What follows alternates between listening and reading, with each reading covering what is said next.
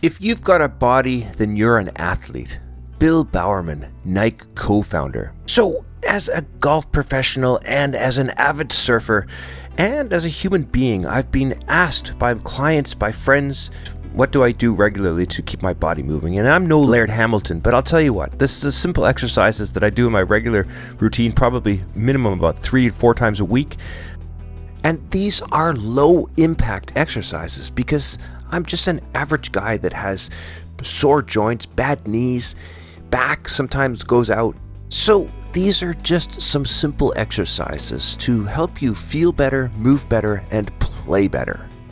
The first one here is cat and cow. It's just stolen from yoga, but it's pretty much just about, getting your pelvic floor moving a little bit again in your thoracic spine. Generally good for your whole spine to get that moving in your pelvis. And then from there, do something called bird dogs, which is your opposite arm and opposite leg. And the quality of this movement here is more about, it's not how high you lift your leg up or how high you lift your arm up. It's more about, doing it without jeopardizing, without, swaying in your lower back. Keep your back in a neutral position so you feel it, so your glutes are lifting your leg and your stomach muscles are lifting your arm. Now it's time to get into a side prayer position here where we simply take our arms out to the side and we sit back, see if we can get your butt as close to your heels as possible. You'll feel a deep stretch in your upper back muscles. Hold that in deep breaths, 3 deep breaths to each side so you really feel a good stretch there. Deep breaths all the way down in your abdomen and just hold that stretch there. Feel the stretch on the side of your back muscles, upper back muscles. Great stretch.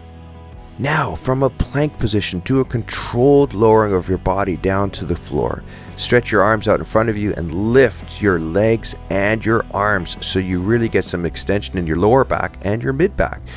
Get that feeling there, and every time you do a push-up, see if you can do a controlled plank push-up where your body's like a rigid plank. It's great stuff.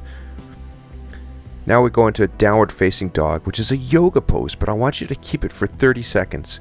And see if you can get your heels all the way down to the floor. And if you can't, do some little wiggles in your legs like I'm doing, trying to stretch those back of the legs out and see if you can't, see if you can lengthen your long muscles in the back of your body and just get a good stretch all the way through. And from here, we're going to go into, after 30 seconds of this pose, I want you to try and, come into a cobra pose, which is a really controlled movement here. And the cobra pose is kind of again stolen from yoga. It's a great stretch. See if you can hold it for 10 seconds. And from here, you're going to take one of your legs forward. Yes, like this. And I like to sit here for 10 seconds and really stretch my legs, but also my chest, push my chest up a little bit and get a good stretch in my body. And after holding this for 10 seconds, then I try and lift one arm up to the side and get my thoracic spine to rotate, my back of my upper body to rotate a little bit and hold for 10 seconds. And then I come down with that arm and try and raise the opposite side. And of course, you're going to do this bilateral. So once you've finished with this, you're going to go back up into a downward facing dog again and hold for another 30 seconds and then repeat down into the cobra pose and come forward with the opposite leg and repeat this movement. So from here, we're going to do a half kneeling stretch where you're pushing your hips forward, which is going to stretch your lower leg, the one that's on the knees on the ground there. It's going to stretch the front muscles, the psoas, the deep pelvic muscles here. It's going to be really stretching that. And from here, cross our arms across the opposite knee that's forward and see if you can tilt a little bit back, get some side bend going here. Great stretch in the psoas muscles. Again, the deep muscles in the pelvis, such incredibly, strong muscles that we need to keep, movement. We keep to keep moving and keep them so they don't tighten up on you. It gives you terrible posture and it, deactivates your glutes. Now, with the next exercise, you're going to need a long band, so you can actually, I highly recommend, if you don't have one, get one of these, invest in it, because we have another exercise later that I'll show you. I'll be using the same band here, and as you can see, I've got it locked under my hands and behind my knees, and now I'm raising my backside up, straightening my legs, and great exercise here. Now from here, we're going to do some deep groin exercises. Stretch those adductors and abductors, the muscles on the inside of your leg. Get them stretched out. They're incredibly important.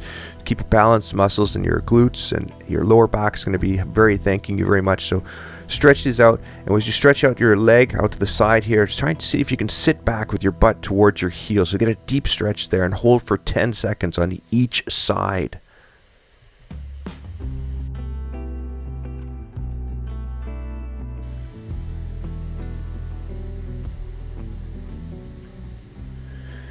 Now from here, we're going to go into a 90-90 stretch where we're actually creating an angle between our knee, our thigh, and our lower leg here, 90 degrees on each side, and then flip it over to the other side, get 90 degrees here.